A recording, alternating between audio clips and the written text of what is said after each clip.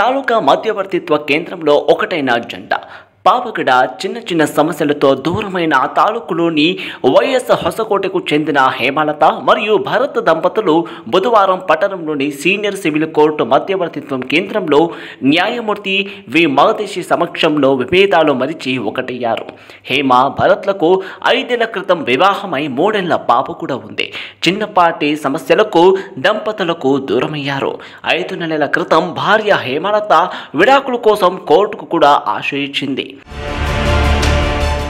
నిజమే, పట్టణంలోని senior civil కోర్టులో దంపతులు 3 దఫాలుగా మధ్యవర్తిత్వం నిర్వహించి ఇరు వర్గాల తల్లిదండ్రులను పిలిపించి సలహాలిచ్చి పిల్లల భవిష్యత్తు దృష్ట్యం గొడవలు మరిచి కుటుంబం జీవితం గడపాలంటూ న్యాయమూర్తి వి మాదేశ్ సూచించారు కూడా.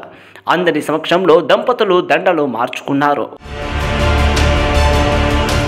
ఈ యొక్క సందర్భంగా న్యాయవాదులైన వి శ్రీరామ్ మరియు రంగనాథ్, హనుమంతరాయ, భగవంతప్ప మరియు వాల్మీకిపల్లి అండ్ శిరస్తాదార పరమేశ్వర్ తదితరులు కూడా పాల్గొన్నారు.